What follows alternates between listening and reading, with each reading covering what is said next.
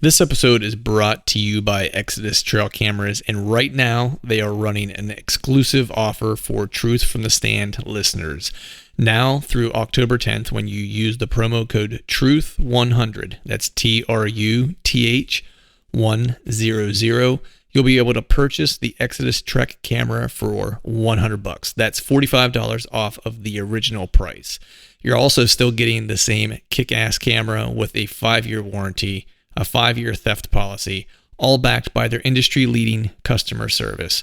Make sure you take advantage of this offer while it lasts and get yourself a kick-ass camera at a kick-ass price.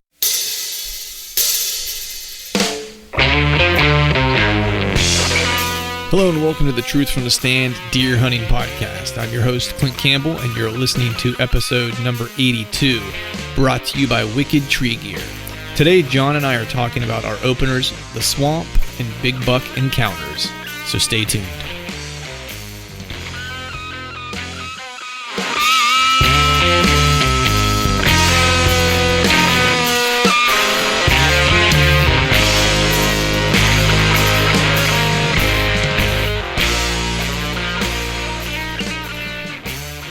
All right. What is up, everyone? Happy Wednesday to you out there in the whitetail world. I can hear all whitetail hunters rejoicing because the season is finally here. I believe everyone is open at this point. I believe the last folks to open up were on Monday, and I've definitely seen some pictures of some big deer hitting the ground already, man. So I know that, there's a little bit of cool weather that came through here in the eastern part of the country. I won't say super cold. I wouldn't go as far as to maybe say it's a cold front per se, but the temperatures definitely got a little cooler, and at least my experience in the timber this past weekend definitely caused a little bit of deer movement, which was nice to see. And of course, John and I will get into what we may have seen or what we haven't seen during our openers here over the course of the weekend, and for John on Monday in Iowa. So we're not going to belabor this up front too long. John and I are going to kind of talk about what has gone on in the beginning parts of our season here. Openers specifically, a little bit of a swamp update with some of the hammers I have in there, and talk all things deer hunting. So the nice thing about this is that, from now for the foreseeable future, we'll be talking deer hunting and actually have real hunting updates to discuss during podcast, which is awesome. So before we get into the podcast, though, let's go ahead and take care of a few pieces of housekeeping items here. So first, we were doing a giveaway of the Trophy Ridge H4 React sight that was on Instagram, and I am announcing the winner here today of that sight, and it is, drumroll please, that was on a table. Big budget here, big budget. The winner is Ruben. Ruben, I don't know your last name, but you also go as Common Ground Bow Hunter on Instagram. So if you're listening to this, you are the winner of the Trophy Ridge H4 React site, and I will get a hold of you on Instagram and get your shipping information and get that mailed out to you as soon as possible. The other piece of housekeeping here that I wanted to make mention of, animal related but not necessarily deer related, it's actually to help some pooches. So my brother-in-law, he's actually doing a GoFundMe to raise some money for the animal shelters in the Pittsburgh area. So regardless of whether you live in or around Pittsburgh or not, man, words are tough today. Around Pittsburgh or not, or if we just want to support, some dollars going to an animal shelter to help some pooches out, then you can head over to the GoFundMe website at gofundme.com/Beards for Bubba. His dog's name is Bubba. He got him from the animal shelter there. Super cool cane corso. It's always nice to help out some pooches. If you maybe you don't have a few extra dollars to donate, and that's okay, and you just want to show your support in social media, that's fine too. You can just, if you're growing a beard, or go ahead and grow yourself a beard, take a picture of it, post it on Instagram with the hashtag of Beards for Bubba, and you'll be able to show your support through social media.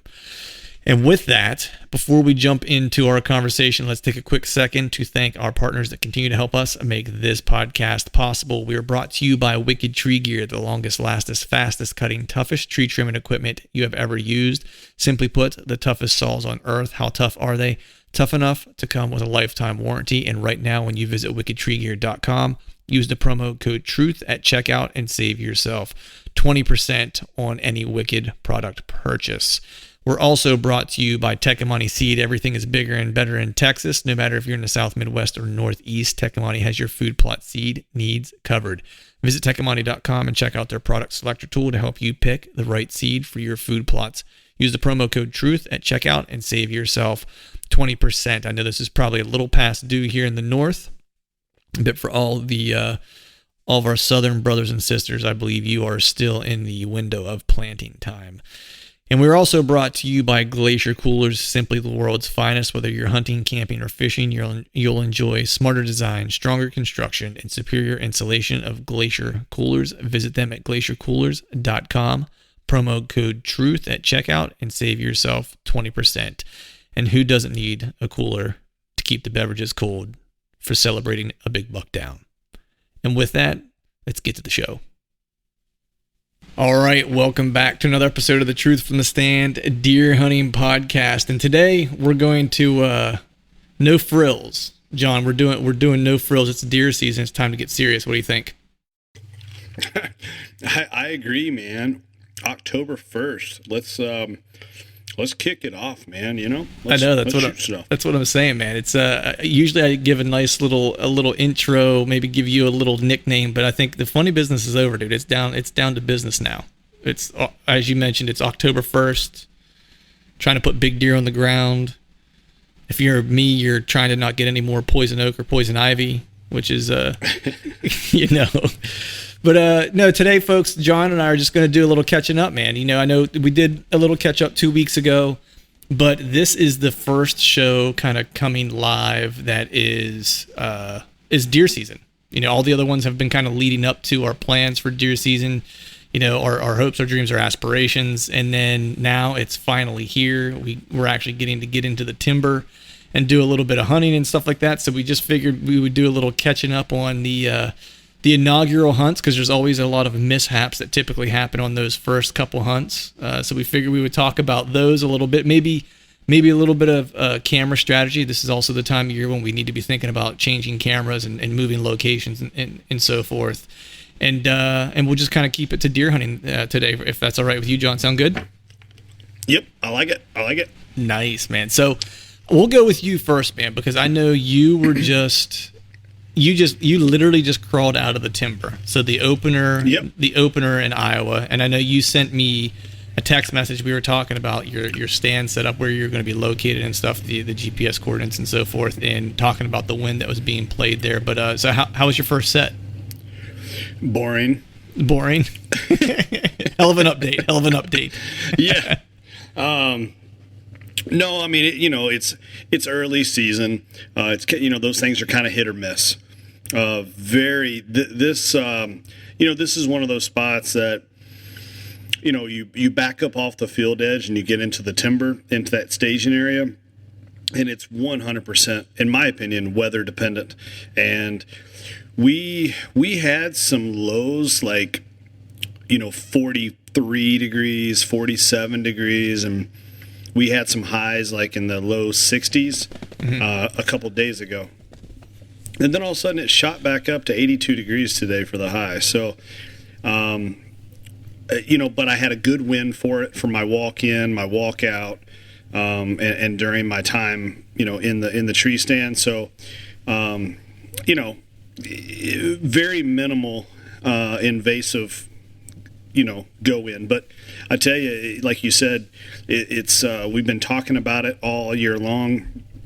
I almost chalk it up to like going on a dry run, Go in there, get your bow hangers in, get your other screw in stuff set up, and go through the motions one time. I mean, man, I walked to my truck and I was like, okay, I'm ready to go. And I'm like, oh no, I don't have a harness. Yeah. Went back inside the office, grabbed a harness, walked back out, and I'm like, oh, nope, I left the GoPro. I got to get the GoPro.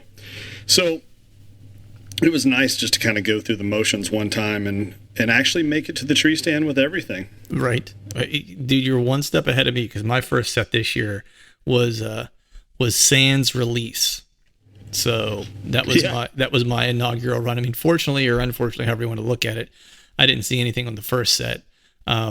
So there was, no harm, no foul. But you're definitely right, man. That first set is always, I feel like I make 10 trips back into the house, and like I start walking away from the truck, getting ready to walk into the timber, and I'm like, oh man, I left this in the truck. And I turn around and I go back to the truck, and it's like, you just never feel like you have all your stuff together. And then you sit in the tree stand and you're like, so what else did I forget that I'm not thinking about right now? Yeah. So, but that's cool, man. I mean, we've had here in PA, so I've been hunting for, I guess, two weeks now, just a little over 2 weeks, because it comes in the eastern part of the state a little early. And, so I've actually had a chance to get in the tree a few different hunts. And I guess I'll back up first and kind of start with, the first hunt, which I'd mentioned, which was, I'll back up even further. So there's a couple properties that I know that we've mentioned that I'm hunting this year, and one of them's the swamp that's near me, which is a new piece of public land to me, and then my dad's property, of course. And so the earlier part of the season has been the swamp that I've been kind of focusing on, because that's, it came in 2 weeks earlier than the rest of the state. And it was really I was intending, I think if you remember correctly, John, I was mentioning this was kind of what I was going to treat as like my burner property, right? Like, yeah, if I just want to get out and hunt, and you don't care if I'm bumping deer or whatever, I just want to get out, maybe, kill a doe or two or whatever. It just, that was kind of what I was going to use this property for. So I walked in for the first hunt and left my release in the truck. Like I said, didn't see anything, so no harm, no foul. Had a camera that I had hung in there, but the SD card that I put in it, crapped out on me, so no images. But I just happened to take another camera with me, so I walked in a little deeper to the swamp and just decided, I was like, you know what, I'm just going to hang a camera here just to see what happens. So Came back like a week later to do another hunt. And this, I think I also mentioned to you, I was going to do some morning hunts in here too, because again, I was kind of treating it as a burner property, and just want to get out into the timber. So I went out and hunted one morning. I guess it was like a week and a half ago, on a Saturday or a week ago, whatever it was, and had a morning set. Saw a deer early in the morning, couldn't really tell what it was or whatever. No big deal. Jumped out of the tree in the afternoon and was planning to go to my buddy Phil's property where I killed my buck last year. That was my plan, to go hunt there in the evening. And I was like, you know what, before I get out of here, let me just go check this camera real quick. I was like, and grab the card out of it, at least that way I can check it before I go to hunt out at Phil's. So I grabbed the card, drove home, get home real quick, did some stuff around the house, and was like, before I go out, let me check this SD card real quick. And, those of you out there listening, like, know Pennsylvania, we're having better and better deer every year. We've had antler restrictions for quite some time now, and it seems like the deer that you're seeing year in and year out are getting better every year. But it's still, you're hard pressed to find, bona fide giants, or not giants, but like real good deer, what would classify as good deer anywhere, And I hopped on this card to check it out, and wouldn't you know it, there are 4 bona fide shooters in this piece of swamp, and one I sent you, he's probably pushing 150 if my guesstimate's right, and probably pushing 5, maybe 6 years old. That was the picture I had sent you, and I was like, what do you think? And your response was, shoot him. Yeah, shoot him now, please. Yeah. So that's been kind of my swamp kind of hunt. So after that, I of course went back there that evening, and what I was realizing was like, the access in this swamp is just horrendous. So I went back and I hunted that evening and did a set, and didn't see anything. Came out and was like, what, I need to figure out a better option for access in this place. So that Sunday, there's no hunting in Pennsylvania on Sunday. It's bordered by another piece of private ground that is somewhat public access. So, or not private ground, I shouldn't say, like public access ground, but it's by permission. So I ended up getting permission to kind of walk on this piece of property, not necessarily to use it as access, but I was allowed to kind of take a sachet through. It was what my permission was for. And I was really trying to see if I could find an additional access route somewhere, kind of on the back side of the swamp. And I found a place that I could get through, but what I had realized was that was another section of bedding. So that kind of marked that off the list. There was another piece of access that I could try if I kind of stayed to like the west side of the swamp and kind of hug that perimeter in. I could possibly get into the tree stand that way. So what was it? A couple days went by, and I ended up taking off half a day of work to hunt in the evening because, as you mentioned, we've had some cooler weather here recently, and I was fortunate that I could take advantage of it since hunting season was in out on this side of the state. So we had a nice, I forget what it was, like a 10, 12 degree temp drop from Wednesday to Thursday. So I took a half day from work on Thursday and was like, you know what? I'm going to go in here and give this a sit, and I have a good feeling about it. Had good access in, had good wind on my way in. Everything was good. Climbed a tree. This tree had poison oak on it. But this was like the tree that I was like, this is the tree that I have to be in. This is the tree where you got to do it. I was like, this is where the action's going to be, right? Yep. So I said to hell with it. That, and I was like, I've never had poison anything in my life. I don't think I was never allergic to it. Like, I've walked through it, never got it. So I was like, whatever. I was like, I'll climb this tree, whatever. Poison oak, I won't get it. Climbed the tree, and I'm getting ready to cam lock my stand, right? Got my sticks up, ready to roll. Hang my stand on, go to start cam locking the stand. And I heard something. I just looked back over my right-hand shoulder, and there was the one 8-point shooter not staring at me. He was staring in my general direction. Like, I think he heard the tree like bark scraping whenever I was cam locking, got curious and kind of walked in, and then just kind of stood at like 40-ish yards from me, just kind of looking to try to see if he could figure out what was going on, and never saw me, never smelled me because I had the wind. And then he just kind of turned around and walked away. And I was like, you got to be freaking kidding me. I was like, I did everything right except, and this was crazy, man, because like the weather dropped, right? The temp dropped. So I was like, these deer are going to move, right? Sure. It was actually high pressure too. You know what I mean? So it was set up for like a good movement day. And I was like, I want to be in my stand by 3:00. That was my goal. I was like, get in the stand by 3, because, movement might start happening by 4 if it starts early, right? This was right. This was like 10 till 3, 5 till 3 whenever he snuck up on me. Like, really? Like that early. Yeah, so it's like, I don't know. I mean, I don't think I could have done anything else. I got there early. I mean, I left, I worked from home that day and left my house at like 1, to get out there and get all, geared up and stuff like that, and walked in, and I walked in ridiculously slow, trying not to make any noise, on my way in. So, like, I played the game right. It's just like, man, I did not anticipate them moving that early. It was ridiculous. Sure.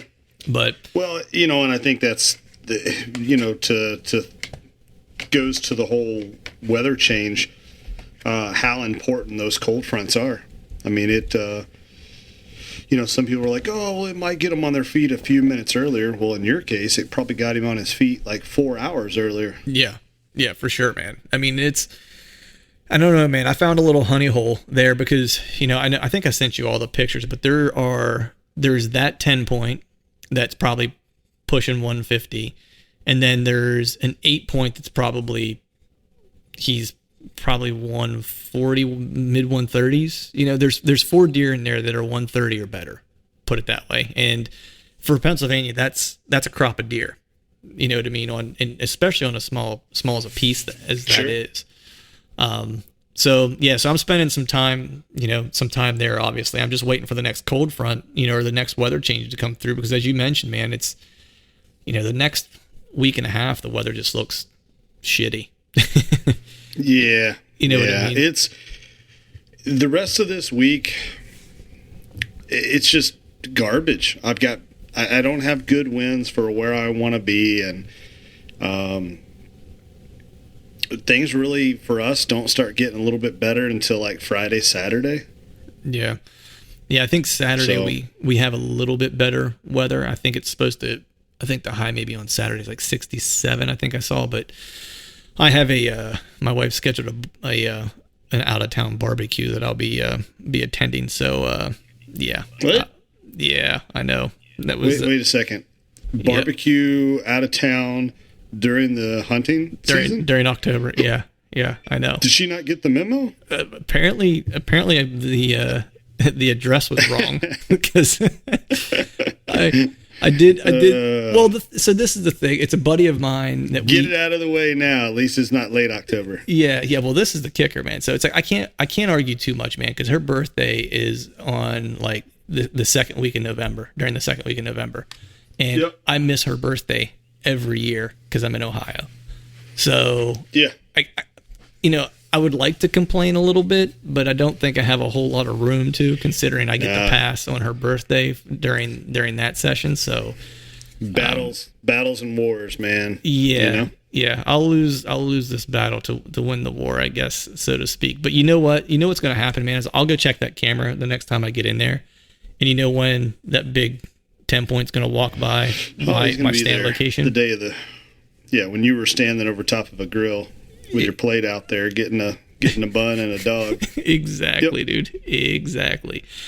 So, but that set that I had after I saw that shooter was still a good set because I had a small buck kind of work out. And like I said, this piece is all brand new to me. So anything I'm seeing now is just intel. You know what I mean? I saw a couple deer come out of the swamp from a certain area, and so I kind of know now that that's a bedding area back in there. I don't know exactly who's using it.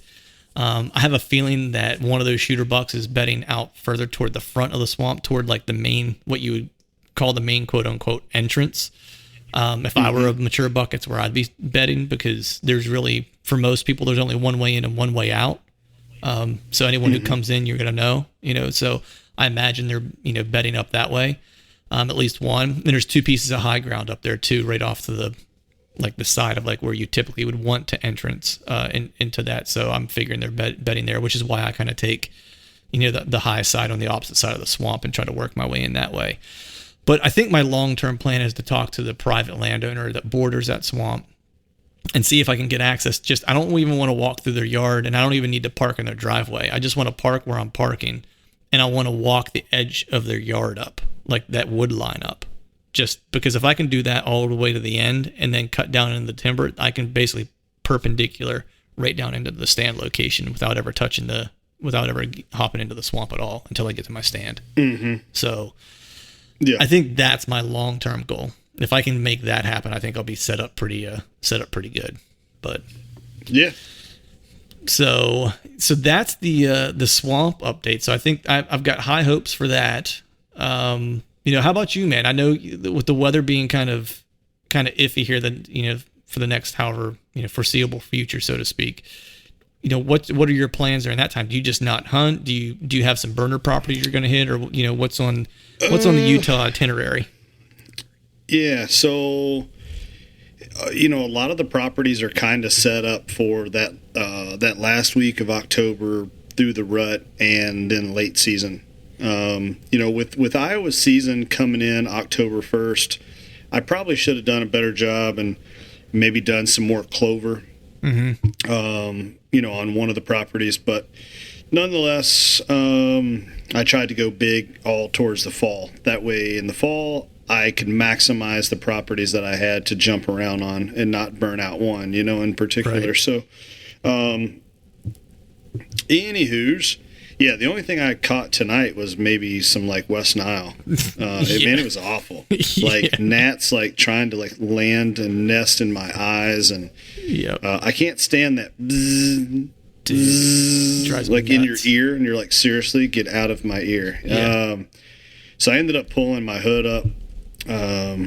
That helped a little bit, but then that restricts your hearing, and I like to be able to hear stuff, So I don't know. Today was one of those reminders where I'm like, yep, it's opening day, and I'm hunting for the nostalgia of opening day. But other than that, this sucks. Just it was so hot. Yeah, dude. I hear you, man. But I think on top of the poison oak, I'm pretty sure I caught a pretty good dose of malaria in the swamp. It was just ridiculous, man. Ridiculous. But if anybody hears of us falling over mysteriously, it's due to mosquitoes. Yeah. I was sitting thinking the one day, I'm not quite sure what purpose they serve. In the grand scheme of things, everything always has a thing that it does. Bees, I'm not a big fan of bees because I typically get stung by them. But I understand the purpose that they serve. You know what I mean? Which is you have to have pollinating bees. and all that. Yeah, they're the little thing that makes the world go around, really. So it's okay. It's even though they're kind of a pain in my ass sometimes, it's I like bees. But mosquitoes, they're pretty important. Yeah, mosquitoes. I'm I can't find one endearing quality about mosquitoes. at all. Yeah, I don't know. But yeah, I can't think of anything either. Yeah, I got nothing. Creates jobs for Bats? people to make mosquito spray. Maybe bats like Yeah, them. bat food. Yeah, I guess. I don't know. But so that's the swamp update. And that was kind of like the early part of my season. And then this past Saturday, we had the statewide opener.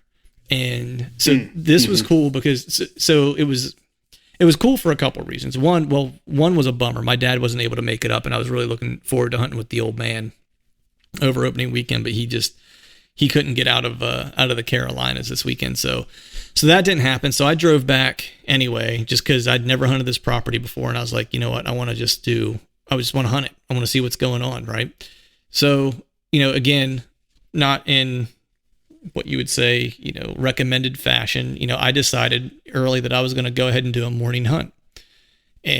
But at the same time, I was like, if I'm going to do that on this property, right? I was like, I got to beat the deer back to bed. Even if I get dark deered and I don't see them, I got to at least beat them back to bed, because these deer on this property don't really ever get pressured. So they're super, all last year when I was watching cameras, there was a lot of daylight walking, a ton of daylight walking, and a lot of back to bed late, just historically all last year. So I was like, I have a chance to see deer. I was like, even if I hunt the morning, but I got to make sure so I don't bust anything up, I need to get in ridiculously early. So that was my game plan. And I ended up getting in my stand. I don't know. I was just 5 o'clock, I think 5 a.m. I was in the stand, which for me is pretty early. It's a couple hours before daylight. And right around, I had a nice, assassin's perch kind of set up, and I was watching this. There was an apple tree kind of at the end of this one run that runs out into this CREP program field, and then a bunch of hardwood behind me, and then there was a bunch of a really high stem count kind of area right before you get to that apple tree, and that's where I found a tree and kind of set up. And I did cut one shooting lane this summer, and anything that would walk by that spot, they were going to have to funnel into this particular trail, because it's kind of where a fence row meets that kind of high stem count and kind of funnels them all out to that apple tree. So I hung a sweet stand in this spot, and around 8:30 had a group of 5 does cruise by me, and every one of them walked that trail at 15 yards broadside to the shooting lane that I cut. And I was like, man, this is, if I could just get a buck to walk by, I was like, this is it would almost be like stealing, right? The shot at least, right? So they go out, and I had the wind. I was in good shape. They ended up catching my ground scent as they were making their way to that apple tree, and they just kind of stopped. And now they were past me, so they were a little bit downwind of me. Still didn't fully catch my wind. I had the Ozonics kind of running, and they knew something was different, but they couldn't tell what. So they just kind of milled around there for a little while. They ended up bedding behind me for an hour. Did you ever hear a deer snore? No, I don't think I have. So I didn't think that I did either, but I heard something behind me. It sounded like a combination of a doe bleat and a blow, but it was really soft and subtle. And I kept hearing it. I'm like, man, what the hell is behind me? And I turned around, and then there's a doe bedded at 15 yards. And I looked back further into the timber underneath these pines, and there was the rest of the doe group that she was with all bedded down. And they bedded there for an hour, just never moved, just kind of hanging out, had the wind. And that was another thing that was kind of telling how deer are using the wind differently on different properties, right? Because this wind, you always hear them say they'll bed with the wind to their back, because they're going to want to watch in front of them and smell anything from behind them. Sure. And this was classic that, right? And so it was just one of those things where you always hear these things, but then when you get to see it in practice, it's oh, okay, now it makes sense. I can see it. This is, what they're watching, and then this is what they're trying to smell, because I'm, using the same exact wind that they're using. So that was kind of cool to see that. But then right around, I guess it was 8 o'clock, I started hearing it almost sounded like branches kind of cracking or something like that, and then tree bark and stuff like that. And I was like, man, what is that? So I kept kind of listening, and I was like, is there a bird or something in the one tree out in front of me? And then as I kept listening, I was like, you know what? I was like, that sounds like bucks sparring. So, once I got done with the morning hunt, I ended up having to get my grunt tube out and do some grunts just to get the does to move out of there so I could get out of the stand. Got out of the stand and was like, you know what? Before I go back to the truck and kind of take a little nap before the evening hunt, I was like, I'm going to run and check this one trail camera.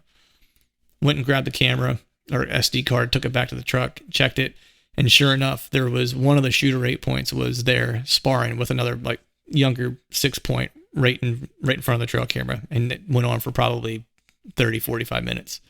So I got to listen. Wow. Yeah, so that was super cool, man. Like I got to, the funny thing was I almost went and set up in that spot, but I was like, you know what? I was like, that is really kind of like it's where I'm noticing that the deer are running this parallel trail, and that's where the bedding is. Because that back part of the property actually had caught on fire like some years ago before my dad bought it. And it's just super nasty thick. And anytime I see a buck on trail camera, he's always traveling from that direction. Every time. So I know they're bedding in there, somewhere. I don't know exactly where the beds are, but I know basically how they're getting back and forth between bedding and food and, checking doe bedding areas whenever the pre-rut and rut rolls around. So I just decided to let it alone because I think it's going to be on fire whenever, we get to late October. And, I kind of wish I wouldn't have, but at the same time, it was just cool to know that he was up there sparring and I could hear it, and, which was super cool. And then, did the evening hunt, didn't see anything, got skunked on the evening hunt, but did check the trail camera that I have on the Wicked Greens plot, man. And the deer are murdering that plot, like just killing it. Nice. Yeah, dude. It looks like someone took a lawnmower to it, like the whole thing, the entire thing. Wow. Yeah. Just hammering it. So that was good, and got some, pictures of some bucks on those cameras that are around that. So, this last weekend hunting that property was really a weekend of me continuing to put some puzzle pieces together. And then I do have 2 shooters on that property. So that 8-point that was sparring. And then there was a 9-point that I watched last year that was an up-and-comer. And he blossomed into a nice 10-point this year. He's by far the best shooter on that property. So a couple shooters there, a couple shooters in the swamp, man. So my season is looking, I'm optimistic, I guess I should say, right now for the season of the deer that I had to chase.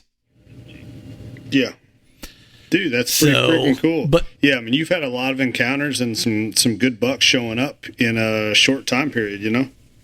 Yeah, I know. I'm just hoping I'm not putting it all out there too early. You know what I mean? Like that's my only fear is that I'm getting action now and having some good sits and stuff like that, but. As you know, man, it's like that shit will dry up in a heartbeat, or it can. You know what I mean? So I'll just kind of keep after it. Yeah, it can, but some seasons you never have it start off at all. So yeah, take it when you can. Yeah, that's kind of my philosophy, man. Because it's like I've had really slow starts to the past couple years where it's just like I've gone set after set after set without seeing anything, and. So this year I've got good deer on camera. I'm seeing deer from stand. It's I've had a lot more excitement in the earlier part of this year than I have in just about any other year. But so what about you, man? So this time of year, dude, I know it's time to start thinking about you may have already done this actually, changing camera locations and so forth. Have you been moving cameras and getting ready for setting up over scrapes and so forth? Yeah.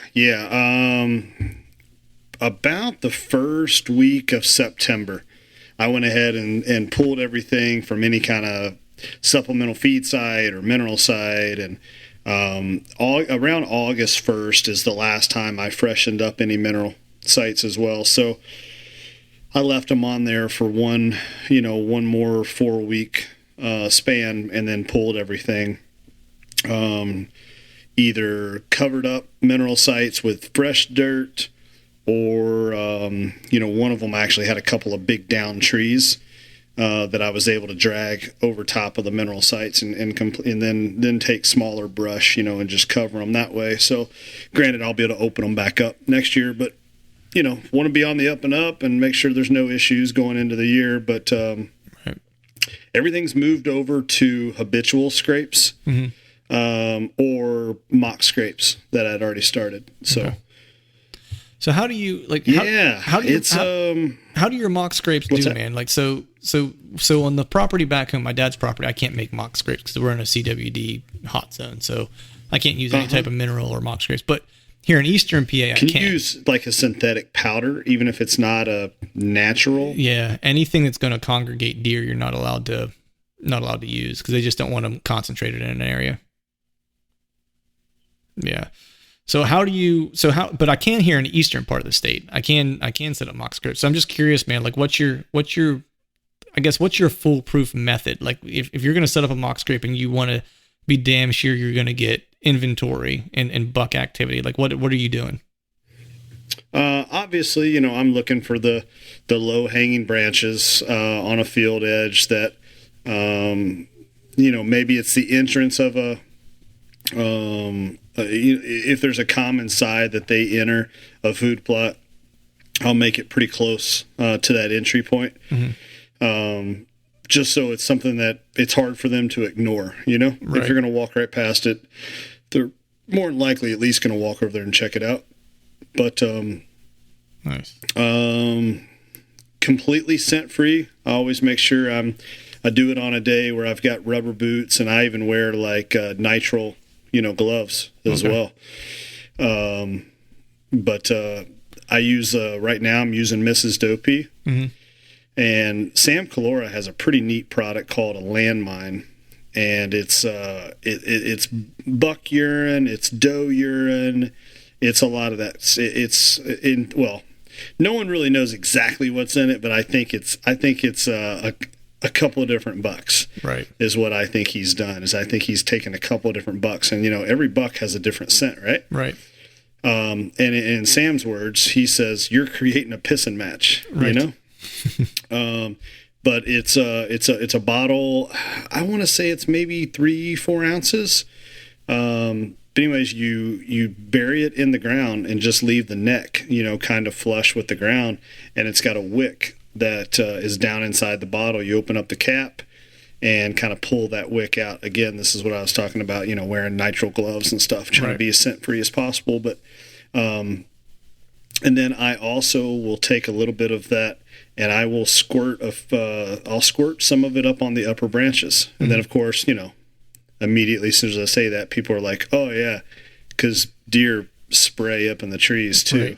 Right. Yeah, they don't look at it that way, right. It's just scent. Deer are smart, but they'll never be accountants. You know what I mean? Like, right. They don't put 2 + 2 together to equal 5. Quote of the day: deer will not be accountants. They can't be accountants. Yeah. It's just not going to happen. So, put a little bit up in the tree as well. And it just, and Sam and I have kind of made the comment, like it'll turn bucks like inside out, and they're just like, not only is there one, but there's 2 or 3, dudes coming and wearing this scrape out. Yeah. I got to get in there, Right.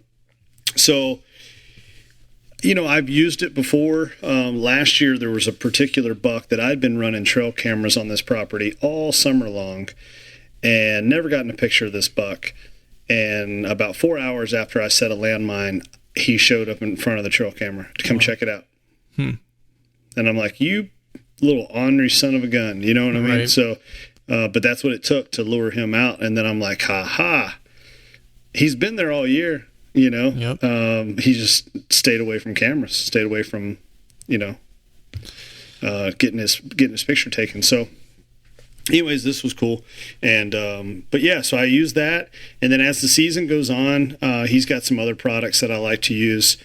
If there's a scrape that's already been started, I'll hang a camera and I'll go over there and kind of freshen it up a little bit. See if I can kind of piss them off a little bit. Literally. Literally piss them off in a tree. Yeah. Literally and figuratively. Right. And metaphorically or whatever, yeah, so I try to like piss them off and get them to show up and want to freshen those sites over top of me and stuff like that. But right. Yeah, so that's what I'm using. And nice. Again, it's one of those things. It's another tool in the tool belt. You know what I mean? Yep. Like, are you going to get by on just doing scrapes? No, but it is an effective thing. It does work, or can work. But it all goes into play. Yeah. And this is, I guess, my 3rd year doing a lot of scrapes, making mock scrapes. And And I feel like I'm getting better at the position of them and the timing, when to freshen them, when not to freshen them, what's too much and that kind of stuff. So, Right. Like we talked about, every property is different, and it's the same thing. Your strategy on check and trail cameras or hanging tree stands. I mean, nothing in deer hunting obviously is foolproof, but it definitely is another cool tool. Yeah. Now, will you hunt over scrapes as well? I mean, Yeah. Will you? Okay. Because I mean, I always have a hard. Yeah, for sure. I always have a hard time. Because I mean, I forget what the statistic is, but it's something like 80% or 90% of all scrapes are tended to happens at night. Right. You know what I mean? So I have a hard time burning a set on a scrape. I did that last year in Ohio, and it literally burnt me. Not literally, I guess figuratively burnt me, because I had one young deer show up to that scrape line. Yeah. So it's I don't know. I mean, I know whenever I talk to John Eberhart, like, he's a believer in it, but he's also a believer in finding, primary scrape areas, which, how he kind of defines that is, it's not just a single scrape that's 2 foot by 2 foot or 3 foot by 3 foot or whatever it is.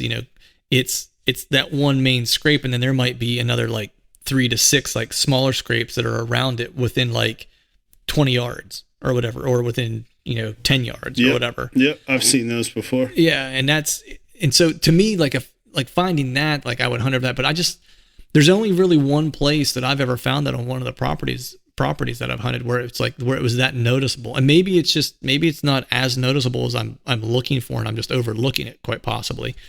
But that's something I definitely, I guess, especially with these big deer in this swamp, like I'm kind of torn, man, because I don't know a whole lot about this swamp still, because I got access to it super late in the year. I really only had a chance to speed scout it once, and hunt it just a handful of times here, and I really want to kind of scout it again and try to figure more of it out, but I'm hesitant to, because I don't want to go bumping deer around.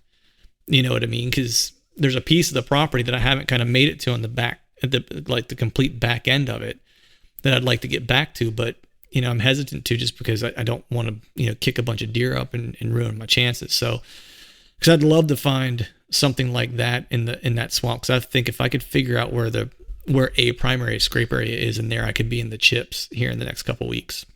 Before we continue our conversation, let's talk about Wicked Tree Gear saws.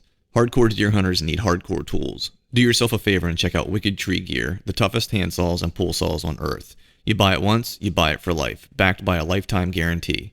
Right now, if you use the promo code TRUTH, you'll save 20% on your next purchase with free ground shipping. So head over to wickedtreegear.com and get a saw that's tough enough to work as hard as you hunt. So my theory on getting a property late is, first and foremost, my aspect to looking at all of this stuff is, as I've said 100 times before, and I know I've told you this before, I don't have a fear of dying. I have a fear of dying before I get to accomplish everything I want to accomplish. You know what I mean? Right. So, I try not to lay back. Mm-hmm. But that being said, with a new piece of property like this that you picked up late and obviously has some potential, mm-hmm. I'm not saying, okay, I think tomorrow when you get off work, you should go out there and put boots on the ground and cover every square inch. Right. But what I am saying is, if you want to get mobile and hang and hunt, then make your, observe it from that tree stand location, mm-hmm. gather evidence from there. Then maybe you tear down and go to the next spot, hang and hunt. Right. I wouldn't go walking around without a tree stand. Yeah, no, I definitely, like, my method would probably be more of still hunting through it, and then when I find sign, setting up. And it's funny. It's funny you mentioned hunting mobile and doing hanging hunts, because literally today my Mantis saddle just came in, my tethered Mantis saddle. So I will be employing that, and that's kind of probably going to be. I need to spend like this, while the weather's hot and shitty, I might as well spend some time in the backyard getting familiar with that. And so that's kind of what my plan is. And then my plan is to just employ that, wear that in, and just carry 4 sticks with me, and be super light, super mobile. That way I can do exactly kind of what you're saying, which is go in, try to find some intel, and then whenever I find it, setup on it, and I'm ready to rock and roll. Yeah. And it's not cumbersome because I don't have any extra weight on me, because literally that thing weighs 15 ounces, whatever, and then whatever the weight of my sticks are, so what's that, like 8 pounds? So it's my total setup will weigh 9 pounds now. Which is pretty nice for hunting mobile and getting in and out of places and hunting public ground. So sure. But so that's the plan. That's the plan, man. The other bummer, dude, about hiking in and doing that and doing hanging hunts is just, let me ask you first, like, for this year, what's your plan? Like, do you plan to hang and hunt more than hunt setups, or do you plan to hunt more setups? So my home property, obviously, I kind of have it figured out. Kind of. You know what I mean? Yep. This will be my third season seeing my own home property, and I've had enough cameras out that I've kind of seen what I've seen now. I've continued to change plots and move stuff around and whatnot, but I've got one tree stand hung that I don't think it'll move, and then I have an elevated blind platform on a food plot, and I don't think that's going to move. On one of my leases down the road, this is the second season hunting it. Some new stands were hung for the new food plot, and one stand went back into a spot that I had it in last year that I really liked last year. You know what I mean? So I'm like, what the heck? I might as well put it back down there. It's a good spot. Public ground, I'm at least starting where I finished the year last year. I liked it. And so now I want to see what it's like early season. Mm-hmm. But that's the one that I will probably get the most aggressive with. Okay. If I see deer activity 70 yards away through the timber, well, I'm friggin' tearing down and going over there. You know? Right. Yeah. Like, screw it. I got nothing to lose, right? Yep. The one other property that I lease with another guy, I've got a set that on paper looks like it's going to be a good spot, but we shall see. I'm not completely married to the spot, mm-hmm. and I wouldn't be ashamed to tear it down and move it. But I'd say for the most part, yeah. So probably 65% of my stands are kind of like habitual career trees to hunt out of. Right. So, 35% of my tree stands will probably they have potential to get moved. I am definitely not as aggressive as I used to be. Well, I shouldn't say that. I guess maybe now I do more pre-planning than I did before.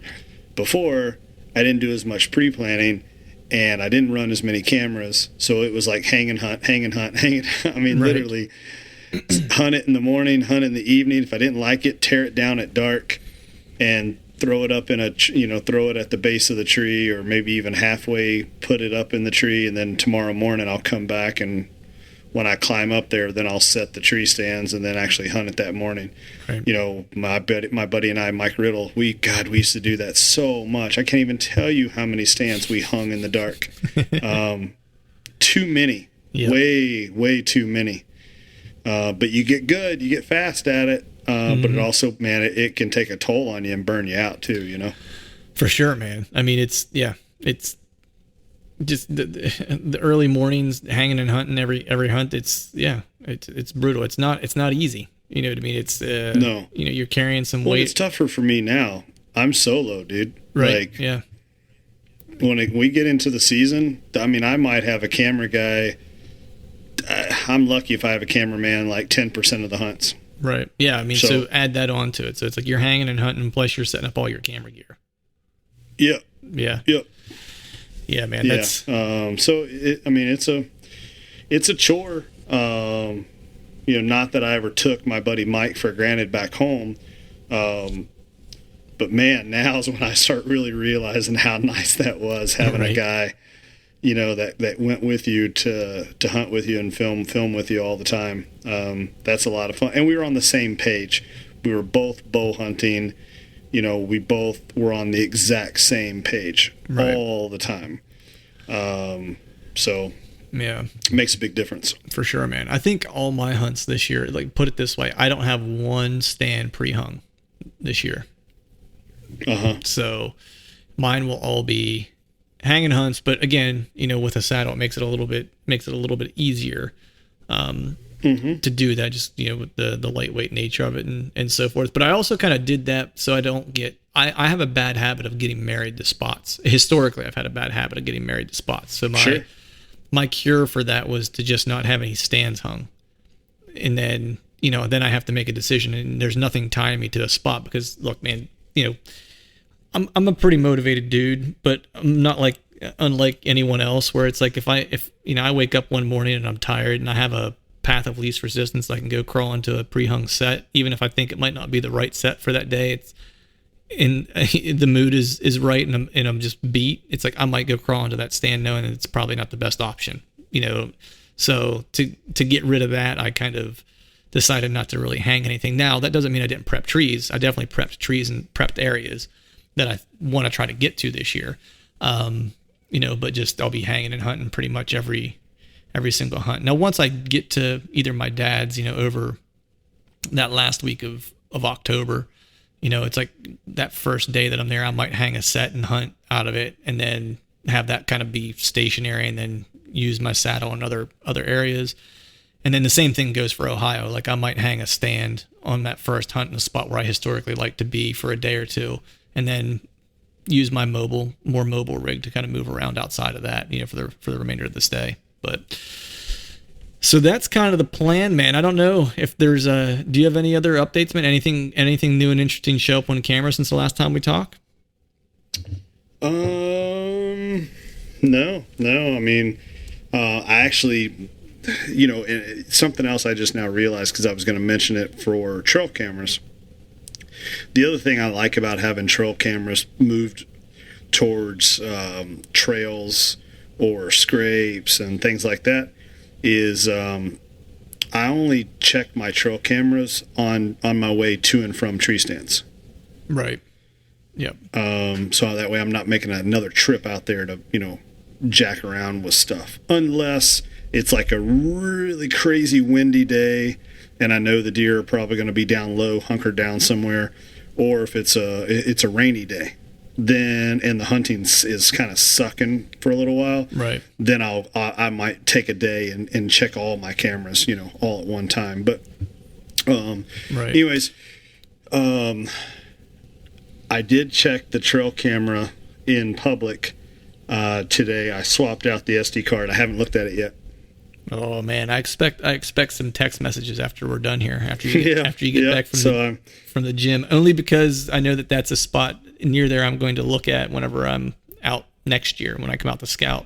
So I have vested interest in what you're seeing on your trail camera right now. Well, something else that was discovered since the last time we talked. I found a match set on Public last year. I don't know if you recall that match set that I found, but my buddy Shane Wiest was in town with me. Yeah. That buck is on trail camera. That's one of the deer that I sent you that was on that Public piece, and I mean he just friggin' blew up. Completely blew up. I just got so excited that I threw my phone. So this is the first time in my life that I actually found a set of sheds to an unknown buck and then got a trail camera picture the next year and am trying to target that particular buck. I mean, I've targeted bucks in the past, but I've never had their sheds. There's been deer that I have seen before, passed them, had no interest in shooting them, and I have found their sheds before. Right. So anyways, this is a first. So it's pretty cool. But actually Shane Wiest, I mean, like Shane hasn't seen these sheds since March, right? Right. And I sent him a picture of that public land buck, and he goes, "Oh, dude, that's so cool. That's the buck that you got the match sets from that that I found or that you found when I was with you down there in March." Right. I'm like, "What?" That's so awesome. Like I went upstairs, dug through my pile, found the match set, and I'm holding them up Right. the way that the deer is walking in front of the camera. And I'm like, holy crap. How did he realize that? This is not even his sheds or his trail camera, Right. Dude, he's like Rain Man with antlers, I guess. He is. Shane's good. Him and my buddy Dustin on the team as well. Dustin's like Rain Man. I mean, that kid can see a trail camera picture from like 7 years ago and then see the sheds in another state, and he's like, yeah, that's from that buck 2 states over. Nice. Yeah. You're like, what? Yeah, I can't do that, man. It's like I literally have to, like, when I'm looking at deer pictures, I literally, if I think there's one that I've had a picture of the year before and he looks like he's gotten bigger or whatever, I need to literally pull up both pictures side by side and like look at them and go. Yeah. Now, totally different if it's like, the buck's got like 12-inch brow tines. Right. He's got some very odd, distinct feature about him, Right. Then they stand out. But when they're just like a regular, typical frame, I'm like, Yeah. It's like, then I got to look for like, he has a notch in his ear or something, you know what I mean? Yeah, like some identifiable mark. Like there's that 10 point that's on the property now.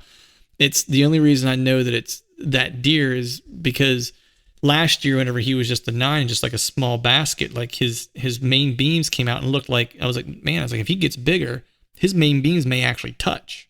You know what I mean? Yeah. And this year I'll send you the pictures from last year to this year. And it's like, now it's not Iowa level deer, but for Pennsylvania, you can look at him and see like, man, he for PA, like he kind of blew up within a year. He went from being like a nice little, like, oh, he might be something to like, oh, okay, like he's a player, and now his main beams kind of wrap out in front of him and almost touch, like where he literally almost has a basket, which is kind of cool. So, yeah. Well, and also I'll point out that another, and this doesn't mean that I wouldn't have ever found a match set and a trail camera picture of a buck that matched, but I've never hunted the same property 2 years in a row. right. This year is the first year that in my life I have ever hunted the same property 2 years in a row.